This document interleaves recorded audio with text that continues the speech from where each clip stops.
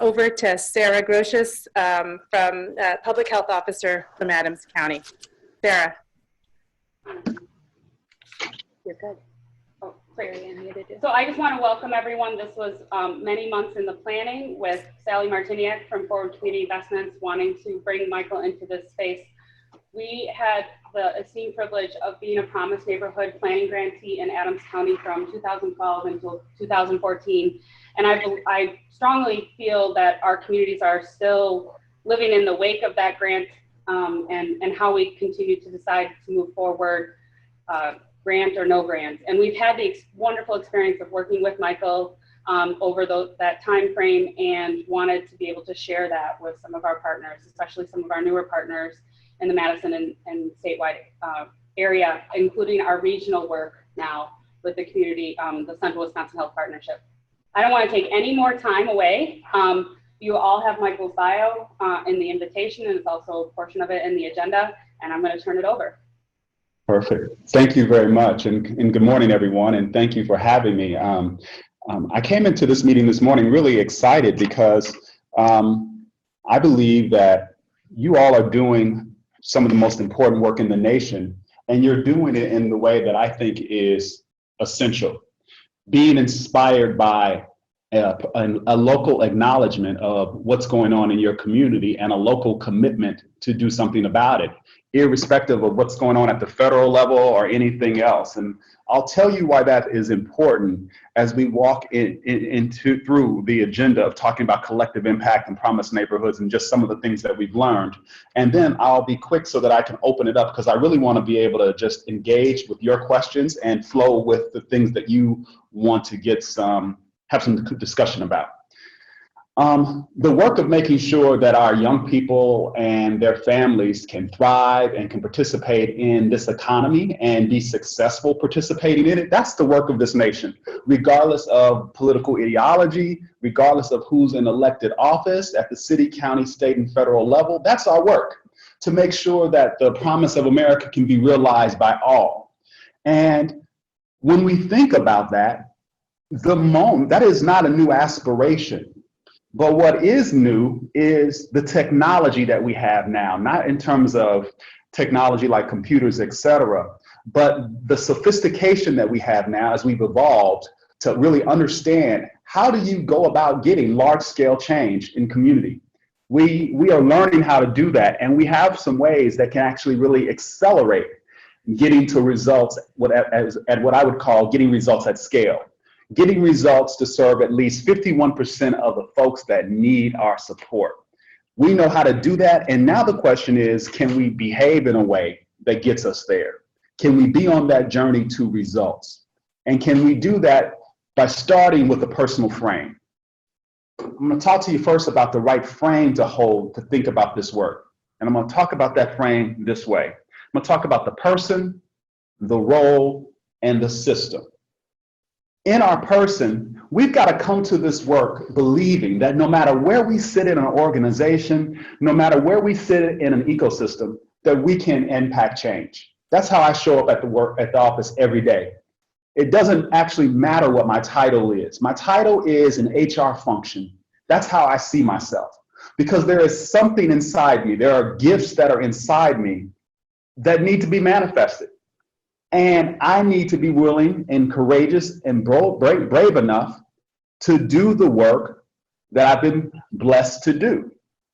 And so the first thing I want you to think about is, how do you show up each day?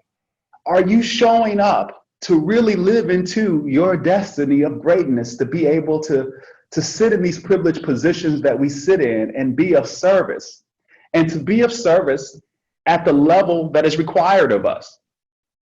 And so for me, in the person, that means to be clear about how do you come to the work? What inspires you? What ignites you? What are you actually trying to accomplish no matter where you work? That's what I'm constantly holding.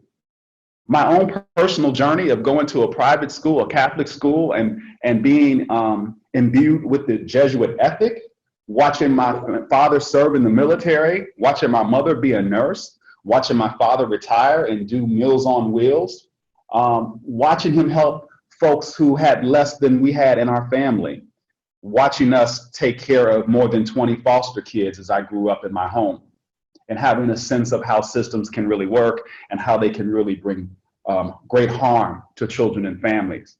So if I was to say, how do I show up in my person? I show up coming out of poverty. I show up having watched and seen what a spirit and a sense of service looks like, whether we're talking about my parents, or folks in the community, or the institutions that educated me. And I also come from that, from a sense of service, having served 8 years in the Army myself. So that's the person that shows up doing this work. So I come to this work wanting to be of service, wanting to get results, and then wanting to be clear about how I want to do that and at the scale in which I want to do that and where I want to sit in the ecosystem to do that. And when I say sit in the ecosystem, I mean sitting at the nexus of power and money at the national level so that I can influence things in service of what I would call my population, the 100 million people all across America who live at 200% of poverty, who are struggling paycheck to paycheck every day. So I'm clear about what I want to do. I'm clear about how I want to do it. I'm clear about where I want to do it. And I'm clear about the population that I want to serve. And then when I come into my role, whether I'm coming in as the Promised Neighborhoods Director or now the President of PolicyLink, it's quite irrelevant. Because when you are fully leading in your destiny, the role is simply an HR function. It's how you will categorize me. It's how you will pay me. It actually has very little to do with my impact. Now, it does help to have a title and be sometimes at the top of the food chain. You can sometimes get things done better. But the reason why I want to disabuse people of that belief that you need the title is because no matter where you sit in the organization, I believe that the most critical skill set that we've got to operate under is what John Gardner used to call non-jurisdictional leadership. We don't get to control the environment. We don't get to control all the institutions we work with. So the fallacy of believing if I just get the title, everything will be okay is just that. It's not real. We've got to be able to influence people no matter where we sit. There's always going to be institutions bigger than the ones that I'm in. There's always going to be people with more power and influence and money than I have. And in spite of that, I can still get things done. What really matters is, do I have a powerful enough vision for my role? Am I imagining a possibility in my role that is worthy of me having the title? It is worthy of what I said I wanted to do in my person, that legacy of service. That's what's so critical. How do I take up my role? And I can't tell you how often I'm listening and talking to people and they're saying, well, I can't do this because I only sit in the middle of the organization. Or I sit at the top of the organization, but my board doesn't want to do that. I get all that. And in spite of all those things, I can tell you in my own leadership journey that we can break down later and what I see across the country, people are finding ways to have impact. So in your role, I want you to think about how can you imagine a new possibility for having impact and how you lead to get that impact? And then how do you bring all of your skills of political savvy and sound judgment to make it happen? Not asking anyone to be a martyr here, but I do believe that we can fight with greater passion, greater smarts to get results at scale if we can reimagine how we take up our role. And then lastly, I want you to think about the systems work. No matter where you enter into the ecosystem, the systems work is the work that we need to be doing. And here's what I mean by that. It makes no sense for us to start boutique initiatives and programs and not want to deal with the things in community that trump that good work every day. Things like excessive fines and fees. Why build wealth up in communities on one hand through financial security efforts, financial literacy efforts, et cetera, and then have systems that where if you get a traffic ticket for speeding or a parking violation, it balloons into a $1,000 ticket when we know folks who are on hourly wages cannot pay that. And then to have that mean that if you can't pay it, you go sit in jail. Now that parking ticket has become a $1,000 ticket, then you go and sit in jail, and then you're asked to pay the cost back for you sitting in jail for a parking ticket. Ladies and gentlemen, that's what's happening all across this country, whether we're talking about rural America, urban America, or tribal places. And so thinking about how those systems interact with the populations that we care about are essential, because if we do not, we can never get our trend lines going in the right direction, because the scale of our initiatives will never be significant enough to overcome those types of structures and policies that really strip opportunity out of community.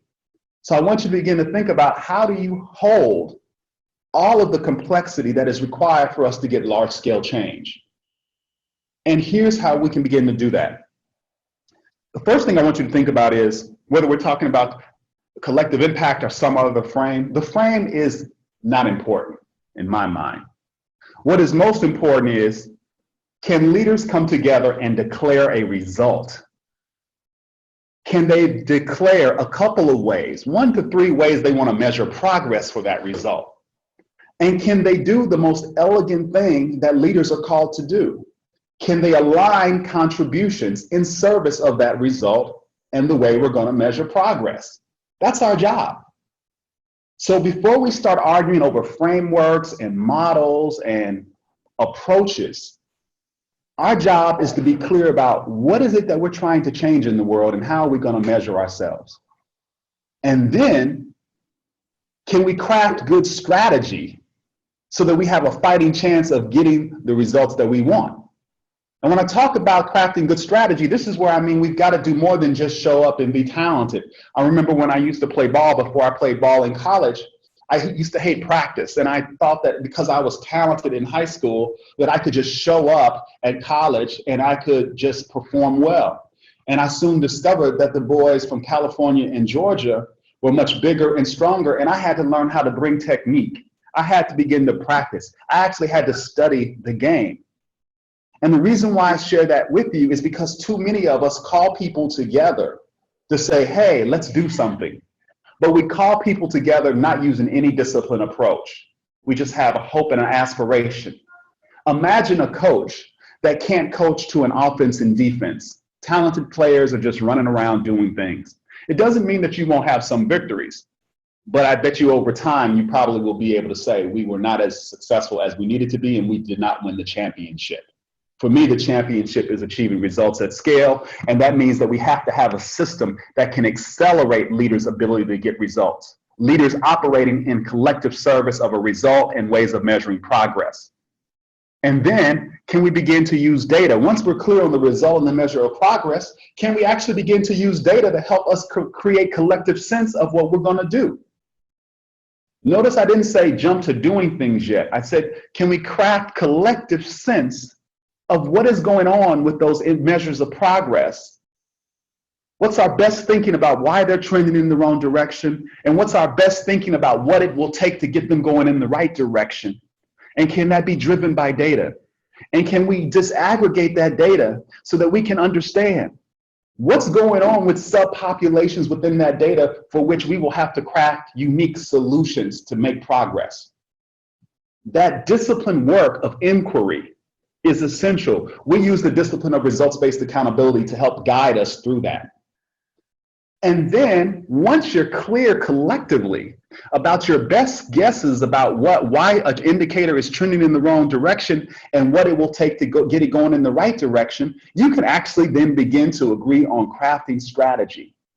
And when you craft strategy, you should think about crafting strategies that are in service of getting to scale, and strategies that give you the right mix of solutions to get to scale. And when we talk about that, we're talking about strategies that include families owning solutions. Families must own a contribution to a result before the professional folks do. We must have high quality, consistent programs, and where appropriate and where available, they must be evidenced and tailored to the local context. And then we've got to be willing to do the systems and policy work. And so we should be thinking about, as I craft strategy, how do I craft strategy that is emergent and allows us to hold all that complexity? When I talk about emergent strategy, the reason why I'm using the word emergent, which comes out of Mintzberg's literature, is because for many of us, we're trying to do something for which we really don't know how to do in community. How do you get results at scale is easy to say and often hard for us to do. We have to learn how to do that. So that is the adaptive challenge for our time as leaders. to do the work that is unknown, not just a simple technical thing. To do the work that is unknown requires that we're willing to stay in a state of learning. We're going to learn by doing. And that means we have to craft emergent strategy. We're not just going to write stuff in a proposal and do that 12 months ago and be held to that 12 months later. We need to learn how to do this work.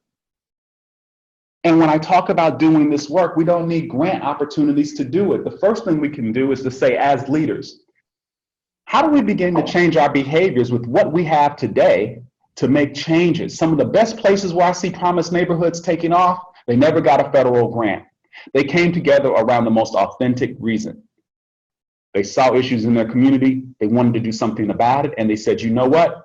We've got money already flowing into this community from the city, county, and state level. We can begin to use those existing resources to hold ourselves accountable for getting a different result. Now the question is, what are we willing to change to do that? And while that may not be enough money, what better place to start by saying, you know what, we're committed to more effectively using the resources we have, and then we will go seek out other things. To me, if you can't get results, you don't deserve the money. I don't care where you land on the political spectrum. Our job is to be accountable for producing for the 100 million living at 200% of poverty. That's our job. And so whether we get a new grant or whatever, we still must use those existing resources to bring about change. We still need to activate something different in our leadership behavior to get to those systems and policy changes. And then we can go out and look at the rest of the world and attract investment to it. And then the last thing I'll say before I open it up to answer questions is that I want you to think about this. If you can hold that person, role, and system frame, if you can think about calling out the discipline that you are using to bring people together. We call it, we say it is, can you call out the discipline that you're using to create the container to get results at scale? The conditions by which when people come to your meeting and the work that you're trying to lead, something new will happen, something transformative will happen. We will then be well on our way to having phenomenal success. Now, everything that I'm telling you, let me tell you why this is so important. When we came into Promised Neighborhoods, we were lucky we had the political fortune to design Promised Neighborhoods and get that embedded in the Promised Neighborhoods with the Obama administration, get that embedded in the Department of Education. It was not a permanently authorized program, which meant we had to go back to Congress every year to ask for funding, and it could have gotten stripped away. 2 years in, a senator in Minnesota came after the program to attack it. That was known. We knew somebody would try to attack it, and they should have attacked it if it wasn't going to be effective. We were ready for that. What I'm telling you is I reimagined a new possibility and joined with others on the ground to not waste this opportunity. We knew sites had an opportunity to get $30 million over 5 years. That's what people have been asking for years. Flexible money, big money, local control of how it's used. Now imagine wasting that opportunity because of the malpractice of doing business as usual, performing ineffectively, not using discipline, not crafting good strategy, simply not being able to work together, and then telling that excuse to the Government Accountability Office, which came out and looked at Promised Neighborhoods. But when they came out, what they saw after looking at 41 sites was that 2 years in, it usually takes us that long just to learn to start talking to each other. They saw the disciplined approach that I'm telling you about. If you type into Google Promised Neighborhoods and GAO, you'll actually see the report that I'm describing. They saw a network that had chosen to behave differently. Whether we were talking about Indianola, Mississippi, Berea, Kentucky, Washington, D.C., or tribal communities, they saw folks behaving differently. As a result of that, it saved our program.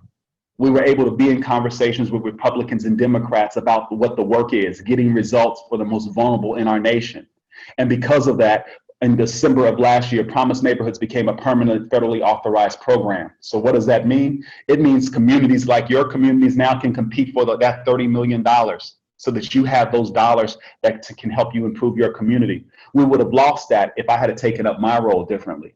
And if if leaders on the ground had taken their role up differently.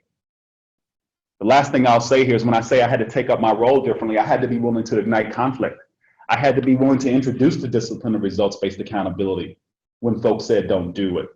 I actually had to buy the data network for our system when others said that's too expensive to keep people from trying to become software developers when they needed to know how to serve children and families better.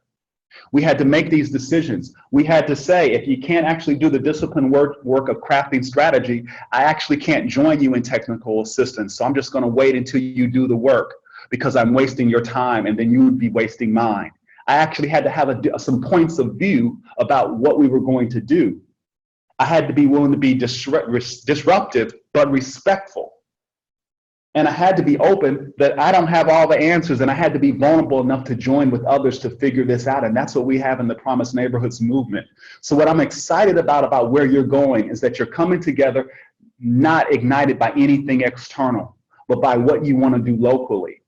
And if that commitment can be sustained, we can share a wide variety of tools that can help you accelerate your work, that can help you build the evidence story that it is working, and ultimately can attract additional investment that can help you to scale and sustain that work. This is an exciting opportunity in our nation. While people are worrying about what's going to happen, I'm not. I'm not worried because I know the only game in town is to deliver. To deliver for all the folks out there who are saying they are tired of our institutions, whether they're government or otherwise, who can't deliver on their behalf. That's our job. To put all that background noise in the background, leave it there, and do what we're called to do. Get results at scale for the people who are struggling day to day. So thank you. I'll stop there and take any of your questions. Thanks so much, Michael. This is Samira from Madison.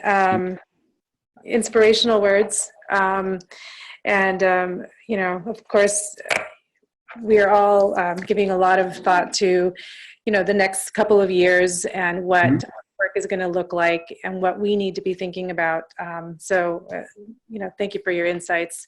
I think it really resonates for sure. We had talked about how we want to do this Q&A, given that we've got, you know, 2 different sites.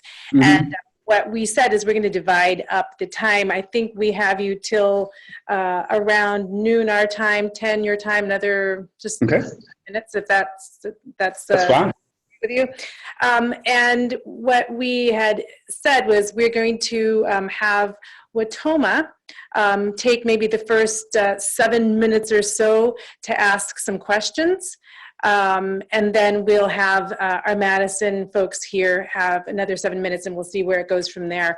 The one thing I wanted to say is if there are people here in Madison that have a question that is piggybacking on something that somebody in Watoma is asking, you absolutely can take the mic. Just raise your hands. We'll turn on the lights so you can see. We got that tip from Eugene over at Policy Link, because so we'll raise our hands like this and let folks know that we'd like to piggyback our question onto what folks in Watoma are saying, and vice versa. If we have the mic on our end, please do the same. So with that, I will just hand the mic over, the virtual mic, to our friends in Watoma, and we will watch the clock. You guys have got around 7 minutes, give or take. Thank you.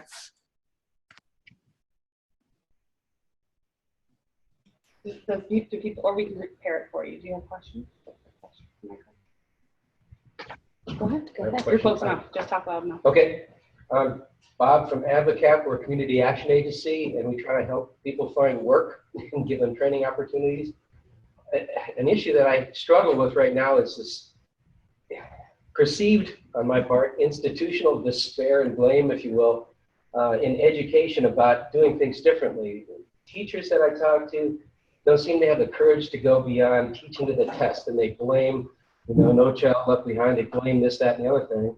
And then they don't also recognize that not everybody should go to college. There are plenty of technical training, certification programs that exist and that should be explored for many people. Even guidance counselors confess to me that they push the A and B students toward college, and then they're done with that population, and then to everybody else they say good luck. So it's not like our educational system is even engaging with industry to find out what the needs are. Industry complains that we don't have any qualified applicants, so there's this giant disconnect in my view what is education really doing, and how do we approach that institutional monolith that is the educational system and change that? You're spot on in terms of one of the biggest challenges, which is really a supply chain challenge. And so there is an analog out there about how you improve supply chains, but we often don't want to have those fights in our sector. You're right. We need to start with what is the end result. If we want people to compete for employment, or are we just educating them for no end in mind? And when I talk about education, the real thing there, that is not even enough. When you look at the educational testing service, I was there about 4 or 5 months ago, and they signaled an even bigger crisis than an educational crisis. It goes to what you're talking about, Bob. They signaled a skills crisis. Even if folks are graduating from college, they can't actually manifest the skills to compete with their peers globally. And so our educational system has to be one that, yes, can focus on liberal arts and creating a well-rounded citizen, but it also has to be focused on how do we create students that actually produce students that actually have the skills to compete for the jobs of the future. And you're right. While the standard may be that not everyone goes to college, we should at least make sure that folks have the capability to make that choice if they want. And we should have a menu of options that are high quality options for folks to choose. And one of the first places I would start with that is to say, can you redesign the ecosystem and start leading that conversation? Because in many cases, in places where I've seen promised neighborhoods be effective, that's what they've had to do, which was to say, we know the education component is important, but we're going to think about what will this ecosystem look like that we want to build, and then what are the actors' responsibilities in it? What is business's role? What's the role of philanthropy and corporate philanthropy to help us seed innovations to reinvent this ecosystem? What are the skills that we want to have here? Not just what we want to test to because of state requirements, but what are the skills we want people to be able to manifest? And then once we've agreed on this ecosystem, how are we going to start doing the political work that we got to do, the advocacy work to get these institutions to bend this way? And so part of this is, and this is where it's got to be more than just programs. That's why I said hold all the complexity. Too often we keep trying to take programs and use those as a proxy to change a system. That ain't going to happen. You can keep putting bad programs in a school district every day if you like. We've got to be willing to take on the fights that are necessary to change these systems. And if that means we've got to launch new school board campaigns to get new school board members, so be it. That's the work that we got to do. And so as we think about the way we get our capital, you all actually need to be fighting to have capital that is not committed to anything but the service of getting to the results, because you've got to figure out where are these leverage points where you can do this work. And some of this we don't easily know, and it won't be programmatic. So what I would invite you to think about is, if you were to design the right supply chain to get you to where you said, what would it look like? And what would be the new required contributions of the stakeholders that would be laid out on that supply chain? That is a perfect example of the way we've got to start reimagining the systems that are not working. Because until we do, and until we offer an alternative that we're willing to fight for, it will not change.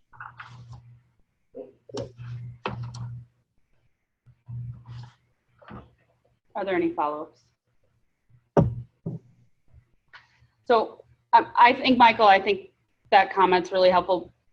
I mean, I'm cognizant that we have some educational leaders in the room, and you know, as a leader in health and we have human services leaders, I think we recognize that our systems aren't working either.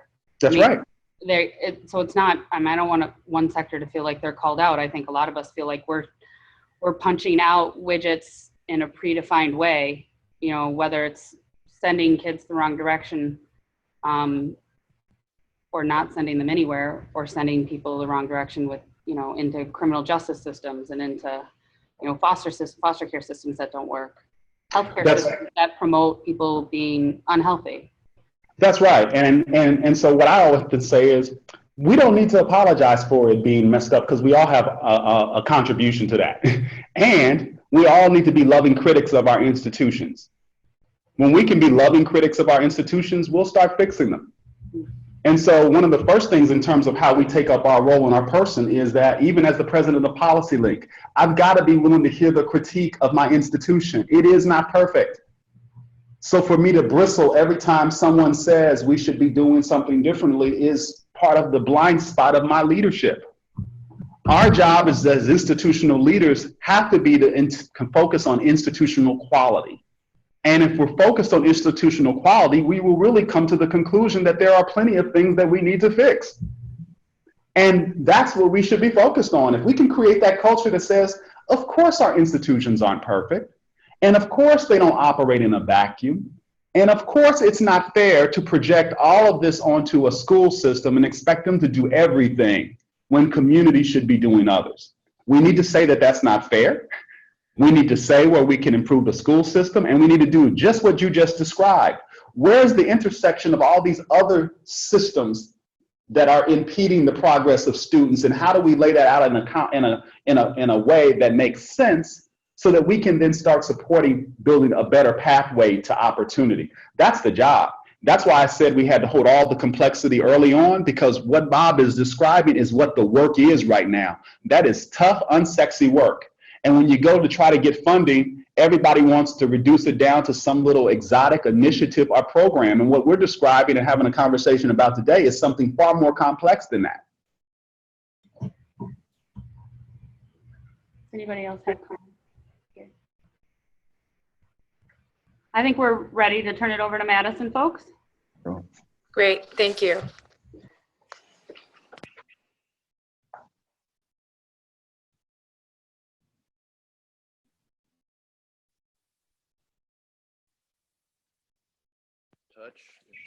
Okay, my name's Rich. Thank you, Michael, for your insights. In reading through some of the literature on pathways, et cetera, I have to say, here in our community, we have a lot of really good things going. Mm-hmm. And what is apparent is that we're not to scale like we would like to be. So we're hoping to pull together some thought leaders around how do we get to scale, and in what areas do we focus. The literature that I read talks a lot about hitting 50%, which gets you 50% of scale in terms of whatever numbers you have to get things really rolling. And if you hit 65%, it really starts to gain the momentum that you talk about, which will change eventually the environment. So a couple, if you can comment on where do you plug in? Because in our thinking, you have early childhood learning, and this is focused on poverty and changing things. So you have early childhood learning, you have housing, and you have jobs. If you look at those three areas, if those pieces aren't all together, you can work hard at any one of them. And if one of them fails, the system, especially the learning end, will probably suffer. So if you can focus on early learning and bring children along, which you talk about in your information, what about those that are already in 5th grade or 6th grade? There's a lot of numbers every year this grows. Do you say to yourself, we need to focus all of our efforts at the start because there's only so many resources and we have programs that deal with all of them? Do you, in part of your discussions, you say we need to prioritize, and then some may suffer? It's kind of a broad question, but it's a conundrum in my mind. So thank you. Thank you. You're absolutely right. It is a conundrum. And, you know, when you talk to Jeff Canada, who built the Harlem Children's Zone, he will tell you they had to make some choices about where they were going to start, and it was tough. But they decided to start with that early learning portion and build that pipeline out. There is no right or wrong way to start. We've seen people start on the back end at high school graduation and work backwards because that's where they had the momentum. But no matter where people started, let me try to tell you what they did that I think is really successful. They brought people together who could actually begin to build that supply chain. So the first thing is, can you get clear about what you're trying to build? Because too often folks are doing a lot of activity, but if you took anyone, pulled them aside and said, what are you trying to build? You get 20 or 30 different answers. So what we started doing was to say, if we were in a conversation with partners, can you draw the early learning portion of your supply chain? If that's where people started. Because the first thing is, can you articulate the system? Have we all agreed to the system? See, so often we haven't even agreed to the system, so we don't even, and that has to be grounded by, do we understand the population? So for example, when we talk about early learning, do we actually know how many children are in formal care versus family, friend, and neighbor care? And then does the system that we've designed take into account those multiple ways in which children are cared for? Because in many cases, licensed care isn't going to be the option because people can't afford it. So grandma and grandpa and auntie and uncle, they're watching the kids. And so we're going to also have to account for how do we get into those networks and help them understand what we know about early learning, brain development, toxic stress, et cetera, and help them contribute to this system. So that's why it's important to understand the population. What's the number? What's the demand that we got to try to serve? And then how can we start building that system out so that we understand what's going on? Because if we start, say, let's start at the early learning piece and we can design that ecosystem, we can then start talking about what are the quality improvements that have to be done. Who are actually the vendors that we should be working with that can get us to scale? And then we can start talking about how do we overlay some of those other things on it. Say, for example, housing. If you were going to start at the early learning portion, imagine if you said, I'm going to use my CDBG dollars, my community development block grant dollars that I get from HUD, to start prioritizing housing, whether it's foreclosed housing or rehabbed housing, whatever we're doing, we're going to prioritize families with kids, get them into those houses, make sure that they're healthy, they don't have lead in them, et cetera, help them understand how to create healthy learning environments in those homes, and we're going to prioritize there. Imagine what would happen if you built that muscle then to start overlaying the systems and saying, not only are we in the early learning portion, are we dealing with making sure the kids enter school ready to learn, we're dealing with the childcare issue, we're dealing with the housing issue. We're also trying to find out where do kids access pediatricians and other things like that that can support them. In Indianola, Mississippi, for example, they discovered that 80% of the kids were going to one health system. They didn't know that at first. Once they got into this, they realized, man, they already had a distribution channel that if they could begin to put the right stuff in it, they could begin to access kids in a powerful way and have a powerful impact. But they had to understand that ecosystem, and that was a perfect example where they didn't at first. So can you articulate the system? Can you figure out where you want to start? And can you overlay things on it?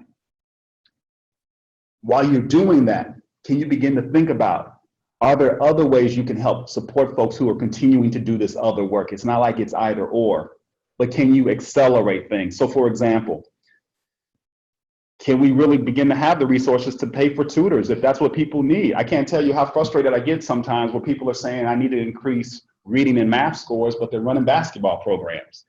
You know, those of us with buying options, if our kids need to learn to read, we're going to find the best tutors. If our kids need to know how to do math, we go get the best math instruction that money can buy.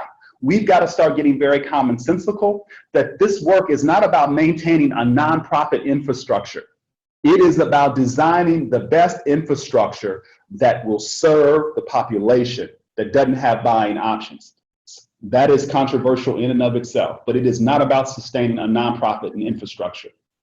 And this is why this is so important, because those of us with buying options, we could care less about the nonprofit infrastructure. If a nonprofit or a for-profit, whatever it is, isn't performing in service of our kids, we're walking with our money and our feet. And we need to have that same expectation for poor children. Communities can't sustain 5,000 nonprofits, all of which don't even add up to an articulated ecosystem. We've got to get efficiencies in our system and begin to want to talk about how do we improve it. That's got to be our work. And in too many places where I go, we're not talking about improving a system for a population. We're talking about how do I hold on to what I got, and this person's talking about how they hold on to what they have. And while those are all important needs, at some point, we've got to suspend a little bit of that self-interest to figure out, can we first create the possibility, and then can we find our contribution in it? And if we do that, like that example that I just played out, which is real, starting with early learning, overlaying housing, using some of the existing formula dollars that you get, people are building out these systems in some exciting ways. But it is tough slogging, and you do have to make tough choices. But once you get out in front of this, maybe 5 to 10 years in, you'll really see how you'll be able to accelerate. But yeah, you got to make some tough choices, and do not let making those tough choices become what we would call work avoidance. People don't want to choose. And so they avoid the work and eventually nothing gets done. Michael, this is Steve Madison. I lead a corporate foundation. Met you when you came to Madison for our South Madison Promise Zone project.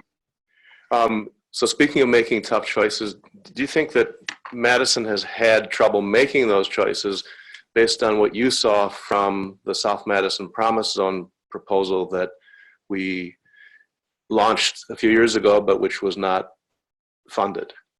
Yes. I think everywhere I go, folks are struggling to make tough choices because it is hard work. So I don't want to diminish it.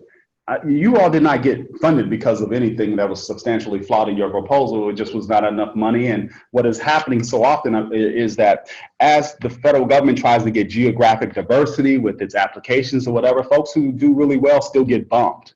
And so I often tell people, don't use the declination of funding as a sign that something was flawed. But what I would start saying is, how do you take that question that you're asking, which is an insightful one, and ask it every time we're doing our work? Where are we struggling? Where are we avoiding the work? In every system, there is work avoidance. Where are we choosing not to take on race? Where are we choosing not to take on class? Where are we choosing not to take on big systems or institutions because we don't want that fight? Where are we choosing not to talk about what needs to be said in the room, but we're talking about it in the parking lot? If we can continue to be that fanatical about teasing out in our system, where is work avoidance occurring? Then it's not a bad thing. It is a normal response to challenging work. We can then begin to create a space where it's okay to be afraid. It's okay to be threatened. It's okay to express that, and it's okay for us to develop the muscle to work through it. That is the exciting thing that I see happening in Madison and other places across the country, is that you're wading into those things and you're struggling and you're figuring it out, and it is not perfect and it is messy, and that is okay. That's the work. And the fallacy is when we write proposals and try to convince people that somehow it is this perfect, pretty linear picture where everybody's going to sing Kumbaya if they just work on something for 2 years. We might work on it for 2 years and have a setback for a year and then have to leap forward again. Our trajectory will only get consistent when we have the right systems in place. We've developed enough trust and credibility amongst ourselves that we can hum as a team. And so we should expect this ebb and flow in our progress until we get there. It's just like a sports team. You know, it's going to take a couple of years to build a team that can win the championship. So we've got to disabuse ourselves of, well, if you give me a grant today, I will transform the world tomorrow. That ain't how it happens, especially when you don't get to control everything. What we should be able to say is, if you give me a grant today and I'm in partnership with others, I should be able to consistently begin to tell you a powerful results story. It may not be a results story around totally transforming lives yet, but it may be a story of how we've transformed our leadership, how we're transforming our organizations, how we're transforming our practice, how we're transforming the nature of our conversations, how we're transforming our culture of accountability, that ultimately then gets us to telling that result story of how much are we doing for children, how well are we doing it, and is anyone better off? So I like that question that you raised, Steve, because I think that is the question we should always be asking ourselves. Absent of funding proposals, absence of anything, we should be asking those questions because that stuff is in our system. We need to put it in our consciousness, and then we need to do the work to improve it. Michael, this is Sally from Madison, and have a question. I had the pleasure of hearing you speak at Policy Link last year, and you did a half-day seminar on collective impact in the intersection of equity. And if you could just talk a little bit about that in probably the next 5 minutes as opposed to the next 4 hours, that would be appreciated. Sure. I'd love to hear you for 4 hours. So let me tell you what I think about collective impact. I think collective impact is an exciting frame, but it is not magical, and it is not better than any other frame that is out there. The only thing that matters about a frame or a word or a term or anything is what you're going to do with it. That's all that matters, is as leaders, what are you going to do with it, and how do you put it together in a way that works for you? So here's what I would say about collective impact. Collective impact for me always starts with the population. Collective impact always starts with the population, because what's the assumption that's embedded in collective impact is that we need to come together because whatever we're talking about addressing is too big for one individual or one institution to address. So we should already then be into a scale conversation.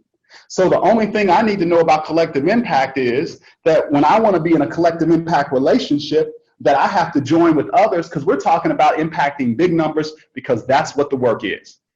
So collective impact is totally compatible with the language that I'm using of understanding the population, getting to that 51 or 60%, because that's why you should be doing it, because it requires collective effort.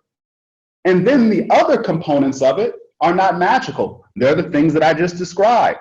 Shared measurement is, can I articulate that result?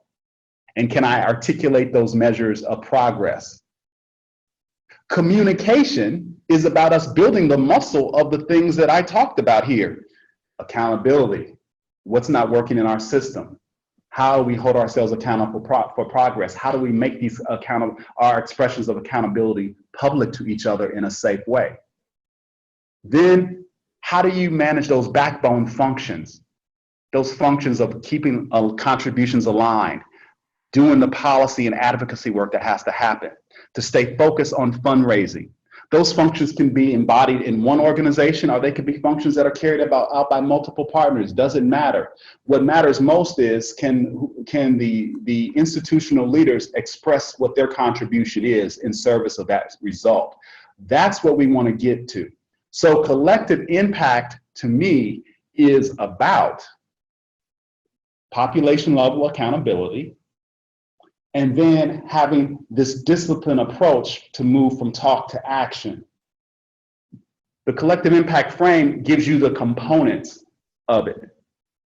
What I'm giving you is the how-to, the operational way in which we use results-based accountability to bring that framework to life and start getting results. But what I want you to think about is this. Don't be seduced by the frameworks, because it's collective impact today, it'll be something tomorrow. I want you to think about how do you amplify the results and allow the frameworks to run in the background. Shouldn't even have to use them.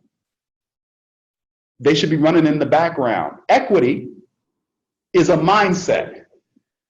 Equity is not an initiative. Collective impact shouldn't be an initiative. These are ways in which you take up your role.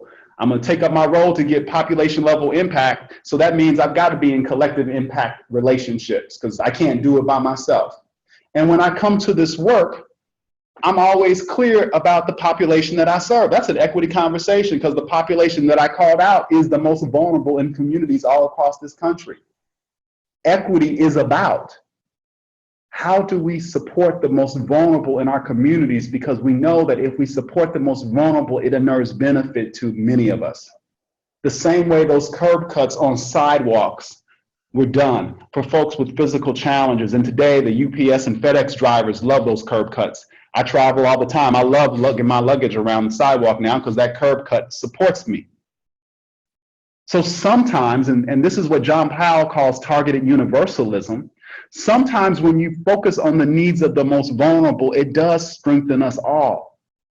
That is an equity conversation. Equity is about race, it is about class, and it is about race, whether we're talking about poor whites or we're talking about poor blacks or poor Asians, etc.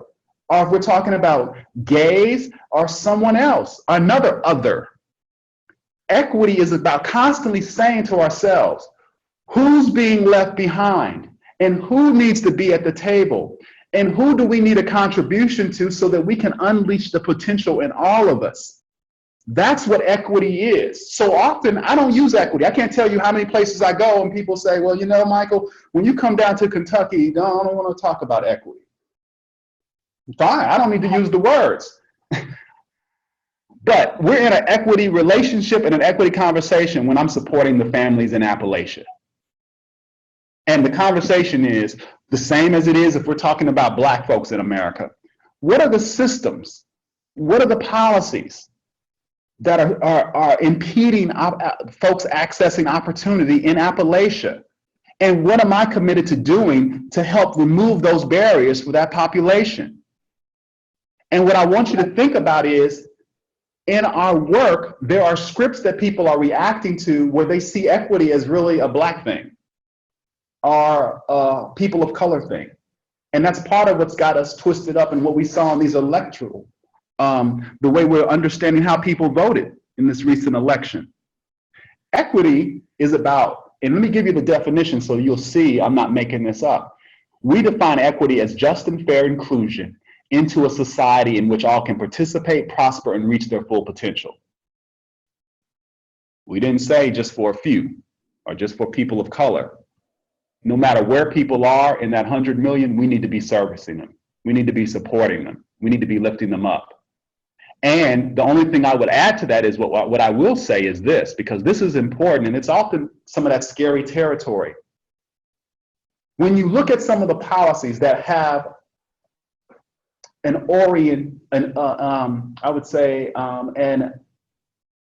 initial launch with an entry point into racism or oppression, the effects of how those systems have gotten designed begin to become toxic for all of us. And sometimes we forget that what we did 60, 70 years ago, while we might want it to be gone, we're still dealing with some of the toxicity of it. It's like cleaning up a brownfield site. That factory may be gone for 50 years ago, but there's still, that soil is still contaminated unless it's been treated.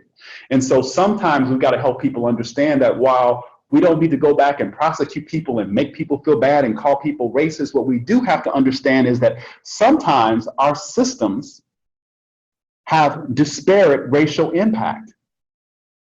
And sometimes if it's not about race, it has disparate class impact, or disparate gender impact, or disparate small business impact.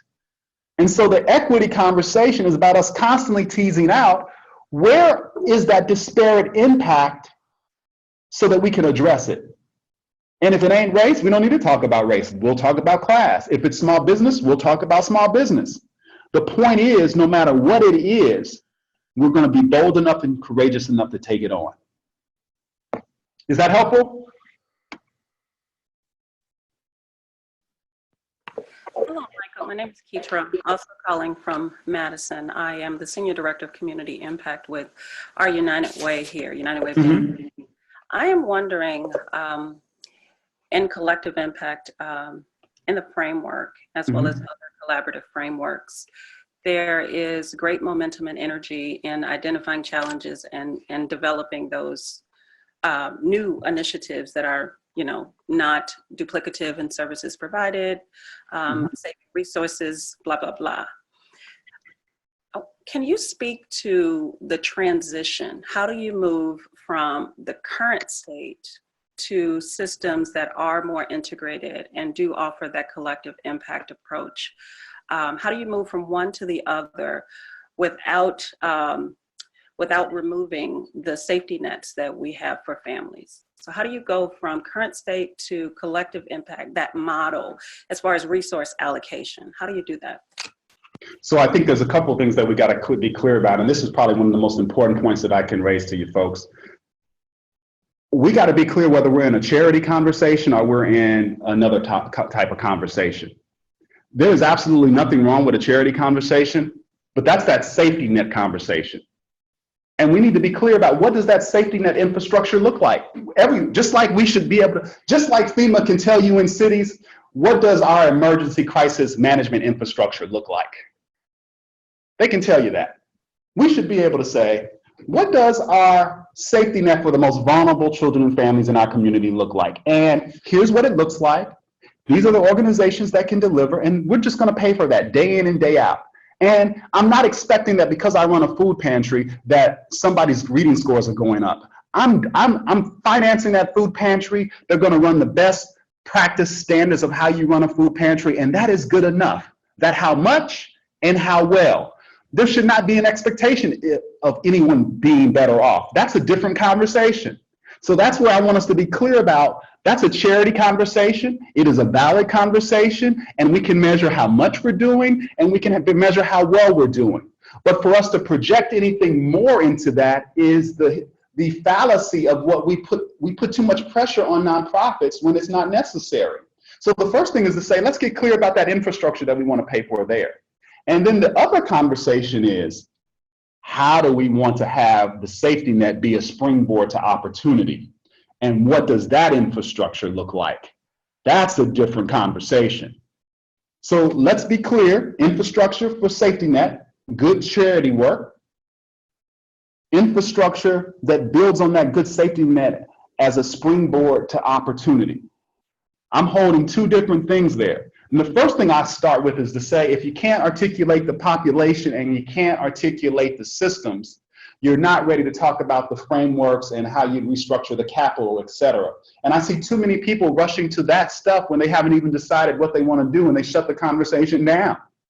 Because folks don't want to, you're starting with the hardest conversation when you haven't even agreed to do the hardest work. I can't tell you how many times people get right up to the line and then say, but we don't want to shift our money because somebody's going to get mad. I hear that all the time. Or it's going to mess with our fundraising campaign, so we can't do that. And so that's why I want to get clear. And this is where we can educate our population, our funders, our trustees and boards to understand. Let's build infrastructure that's going to be enduring so the most vulnerable know that they have places they can go for some of these basic things that we need: food, clothing, shelter, et cetera, healthcare, health assistance, health services. And then let's start talking about that community of opportunity infrastructure. That's us starting to talk about that cradle to career pipeline. Who needs to be in that? Now, here's the reality. This is not foreign work. It's just scary for us to do it. Businesses articulate supply chains that are far more complex every single day. They articulate global supply chains and they manage them. They manage them with just as much complexity as ours. I'm not saying that the human experience can be put on an assembly line and get you to where you want to go. That is not what I'm saying. But what I am saying is we've just been afraid to do that work, I believe. We've been afraid to do that work because we live under this fallacy that the nonprofit market can sustain all these nonprofits. That's where we start. That's not true. If you said, let's look at this as a market problem and design a market to serve the population, I think we would come up with very different answers as opposed to, let's start with that we got all these nonprofits and they all got to stay around. It's a different conversation. And the fear in wanting to do that leads us down a different road. If I start with saying, hey, we got all these nonprofits and I just need to know how they all should fit in, it already has skewed my strategy making process. If I started with what's the problem out there what's the population, what's the problem that the population has, how do I create springboards for this population based on what I know about them, I'm going to create an ecosystem that will be quite innovative for that population. Now, I can tell you, the folks in Minneapolis have started doing this, and it's been led by nonprofits. They've come together and they have started building every phase of this cradle to career pipeline. The nonprofits came together and said, you know what, we're going to articulate the pipeline, we're going to talk about the quality standard, and we're going to invite folks to decide if they want to behave this way. If they do, great. If they don't, they can continue to do whatever they wanted to do. What has happened now is that funders like the United Way and Target and General Mills, they've watched this over the past couple of years. They see that these nonprofits have been brilliant at creating a new system, getting bigger results at scale. They're capitalizing them. And now everybody else who's sitting out on the periphery trying to do their one-off things are kind of stirring and say, oh man, they're actually doing the work for this moment. And so if you want to see how this has been broken down and done in detail, I recommend that you go see the Northside Achievement Zone, because you will see how Sandra Samuels and her team have methodically broken down. We are going to build a supply chain that creates pathways to opportunity. Now, the piece that would need to be done in that community is, what's the safety net infrastructure? Because that's always vulnerable, because it's not sexy and people fund it sometime and they don't want to fund it other times. But think of this work much like you would road and bridge infrastructure. You don't keep changing the patterns of the roads just every 3 years. And because of that, we get some efficiencies. Imagine if we could give nonprofits the luxury of knowing that this is the infrastructure. Then they can focus on not just chasing dollars, not just trying to gin up new stuff. They can focus on getting more efficient and effective. They can focus on innovating. But the problem today is every 3 years, you're 3 years in and then you're done. And then you got to start all over again. So we're constantly building new infrastructure. And so we've got to think about, how do I build data platforms that nonprofits can use when they need to? They don't need to keep building a new infrastructure, data infrastructure, every time they start an initiative. How do we help them understand the core skills that they need? Can they set indicators? Can they do baselines? Can they set targets? Can they forecast? Can they measure progress along the way? Those are the skills that they need to have. And then how do we get the nonprofit sector employees to get up to speed on those skills? So if we were to think about, how do we build the infrastructure that would allow folks to accelerate? And how do we hold that infrastructure for folks so that every nonprofit isn't burdened with having to create it? We could really take this work to the next level. So while people often don't like it, what I would say is this: while I don't believe that you can just transpose what business does onto our sector, I totally reject that. I do believe we can learn how to get market efficiencies that helps us serve our populations better. That's the work we got to do. So what I would ask you to think about is, bifurcate this conversation into what will be your local safety net infrastructure that is just good to have, just like the FEMA infrastructure, just like the Homeland Security infrastructure. And then what is the infrastructure that needs to be in place for us to build springboards to opportunity? And I would think about that in a couple of ways. I would think about that in terms of, what is the programmatic infrastructure that needs to be in place? What has to change in terms of our major systems so that they're serving more effectively? And what needs to be in place from a policy perspective to support that infrastructure so that folks are being built up instead of torn down by the policies that we're implementing? The last thing I'll say here is, a good way to look at this, to see where you can start to see if some of this is happening in your community, is to go and pull the Department of Justice's Ferguson report. And the reason why that's such a good report, because it starts giving you a sense of, how do you imagine the types of systems in community that are counterproductive. When you looked at the Ferguson report, what it showed is that the city had a policy of basically financing its city off of the backs of poor folks. And if you're going to do that, then you got to be willing to understand the consequences that that has on exacerbating poverty. If folks are already in poverty and you're choosing to over-police their communities, but you won't exhibit that same type of over-policing behavior. I'm not even talking about crime. I'm just talking about traffic tickets, etc. You won't go and write more tickets in the middle-class communities or the upper-class communities, but you're going to target poor places because you know they don't have the resources to hire attorneys and to fight back. Then you're working against yourself. So there is infrastructure out there that is actually counterproductive to the springboard that we're talking about. We need to understand what that is. Then we can reverse engineer it into what we want it to be. So I would start with Northside Achievement Zone.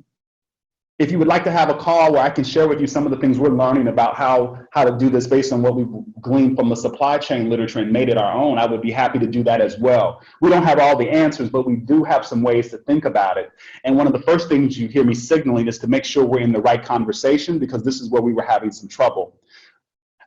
Differentiating between a charity conversation, whether we are a springboard conversation. So just some of those small nuances like that can help us situate the conversation and then help us start doing some of the work. Thank you so much. You're welcome. Great. Thank you, Michael. We have gone over time, and I just want to thank you for being so generous and sharing your insights, experience, and your passion for this very, very important work. So inspiring, and you're challenging us to think and to do differently in our communities, for our communities. So we want to give you a heartfelt thanks from Madison I'm signing off, and our Watoma friends, I let them know that I'd be signing up for the group. So thank you very much. Perfect. And let me say one thing. We've got tons of tools that I'm happy to share with you for free, or based on any issue that you want. So if you email us as you're doing some work and you just want some help with, so Michael, how would I implement this process? Or how would I start this conversation? Or I'm trying to do equitable development. What would I use? Let me know what your question is, and I'll send you some stuff that might be a guide. Thank you. You're welcome. You all have a great weekend. Bye-bye. You too. Take care. Thank you. Bye, Michael.